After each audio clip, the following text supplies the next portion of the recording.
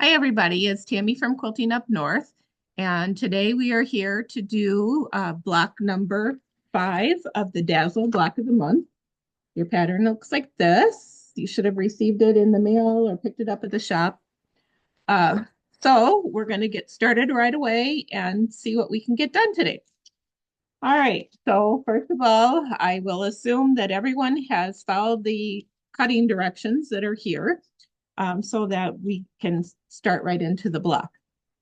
So the first thing you want to do is on your orange squares and your hot pink squares, you want to make sure that you draw the diagonal. Whoops. I don't know if can you see the diagonal line on the back of your square. So as you can see, I don't just draw a diagonal. I use the ruler that I've shown you many times, and I draw on both sides of the where the diagonal line goes so that that is actually my stitching line. So I've done all that.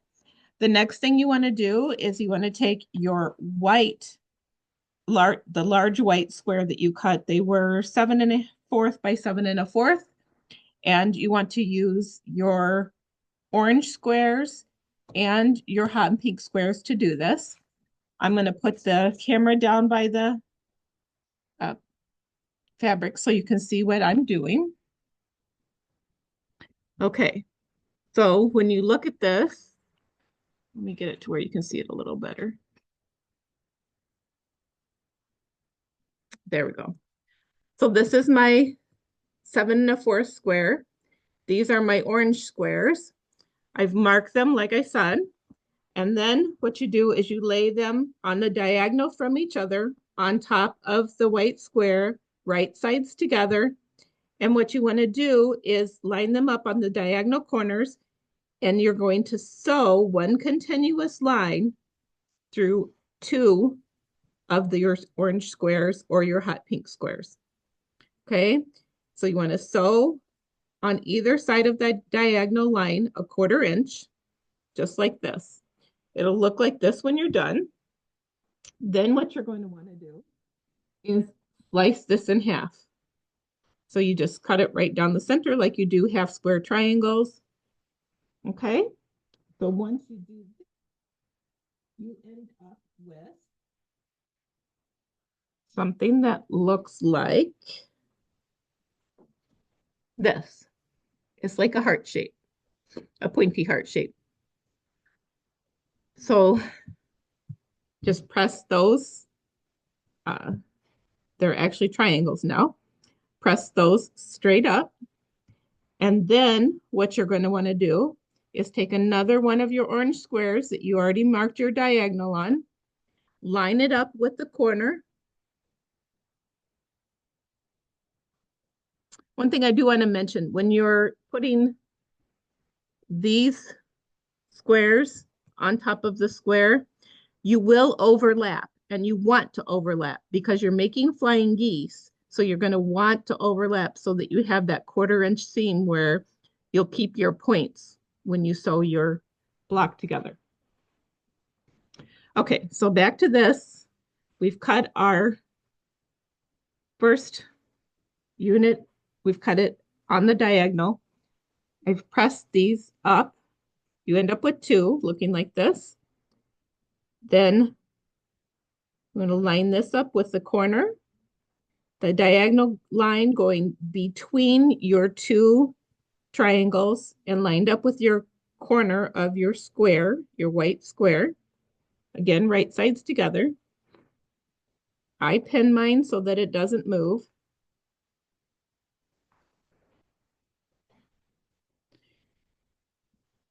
And then we'll sew again 1/4 inch from the center diagonal.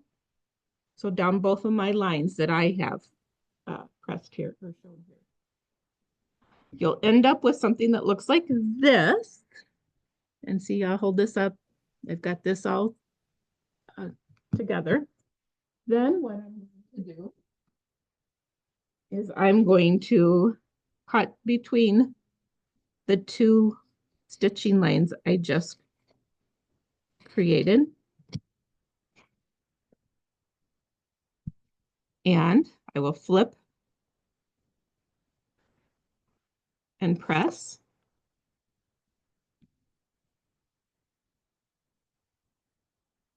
And then you have your flying geese unit. It's a quick, easy way to make your flying geese units, and you get to make multiples at a time.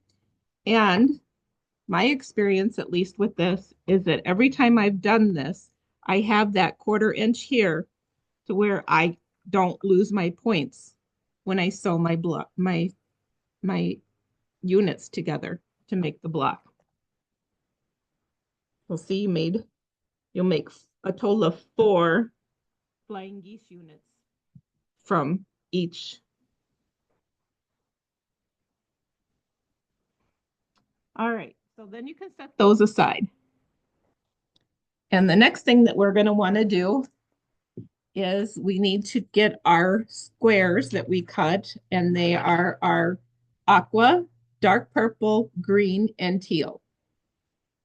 Those squares you're going to want to cut on the diagonal 2 times. So you want to cut from top to bottom, left to right, the diagonals 2 times. You end up with triangles. Once you've done the cutting, then what you want to do is you want to sew, it tells you to sew the dark purple to the left side of the aqua triangles that you have. And then it tells you to sew the teal triangle to the left side of the green, each one of the green triangles that you have. So I'm going to show you with the teal and green. And you want to make sure you do what it says, which is to sew the teal and the green, the teal to the left side of the green. And I'll put you down here again where you can see. So here's my teal, here's my green. Because it's a recording, it's going to look like I'm doing it backwards, but I truly am doing left and right.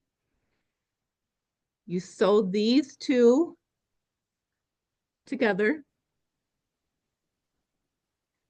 and you're going to make 1 larger triangle. You'll do this with all of your teal and green, and then you'll do it all with your purple and aqua. So then you'll have these. The next thing that the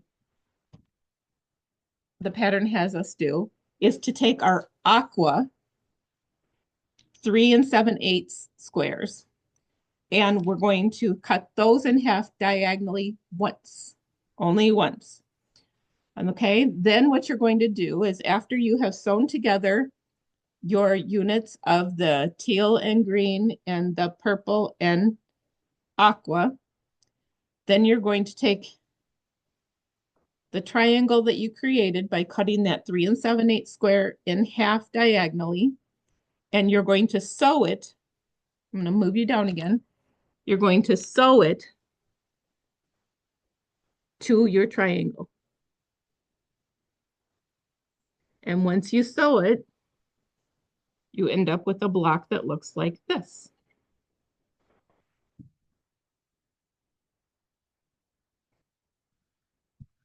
Now, when I'm pressing, I'm pressed towards the dark typically.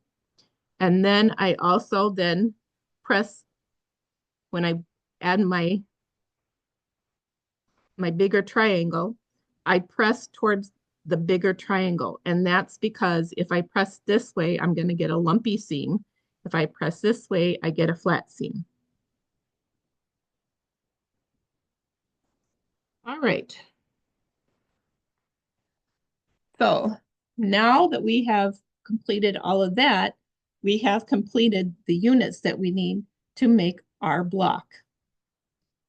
What you want to do is take your flying geese, and we're going to create, what you're going to do is take the units that we just created, and we're going to create our center unit that looks like the pinwheel.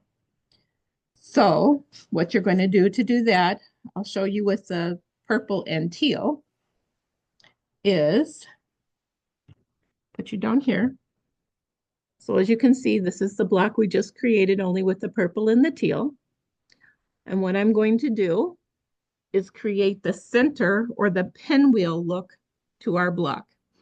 When I sew these together, I will cut off all of these dog ears so that we don't have that extra in our seam. We don't need that, nor do we really want that in our seams. It'll just give it more bulk and be harder to lay flat. Okay, so this is the top of our pinwheel. And then we are going to make the bottom of our pinwheel.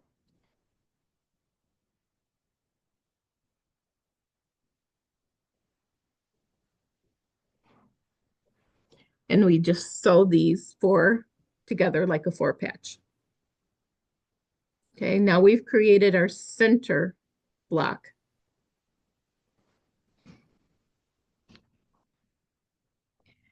Then what you're going to do is take the flying geese that you've created. I'm moving to my pink just for purposes here of getting the recording done and helping you figure, look through this. So I have my 4 flying geese blocks, and then I will get 4 of the white squares that we have cut and haven't used yet, and we'll put this block together. So I'm going to pause you for just a minute so that I can get the white squares, and then we will be back. Okay, so I have gotten all the squares that I need, and I can show you the rest of the block. I did want to mention when I sew the 4 together to make that center, what I do as far as pressing is I press when I'm sewing the 4 patch together. I press those seams open. And I do that because otherwise we're going to get a lot of bulk here in the center. And then that's where you get your points that stick up and you can't get them to lay down when you're making your quilt. That's one of the problems is you have too much bulk there. So if you press all the seams open, it lays flat and nice. All right, so I'm going to move the camera down. And as you can see, I have that 4 patch that we just created. I have the flying geese that we created in our step before. Before I sew this, I will cut that dog ear off of here as well. I always lay it out just to be sure that I have this all set the correct way. And as you can see, it looks like a star with missing pieces. And then you put your 4 white squares in the corners. Sew that all together. And you have completed your block. So you will make a total of 4 blocks. You'll have 2 that are orange and 2 that are pink on the outside.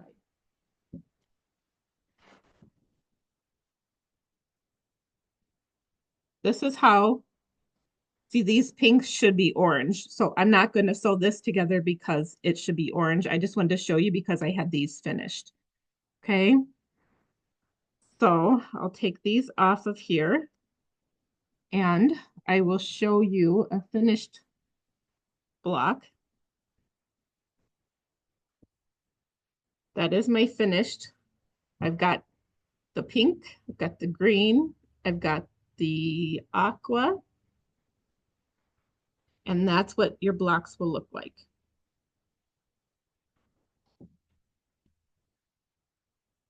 As usual, if you have any questions, you are always welcome to give me a call, stop by the shop, whatever you need, I'm here to help you.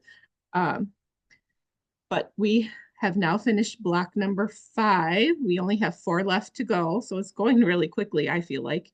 And I'm excited because this one's a nice, bright, pretty one. If you have any questions, please don't hesitate to call. And if you're all ready, let's get sewing.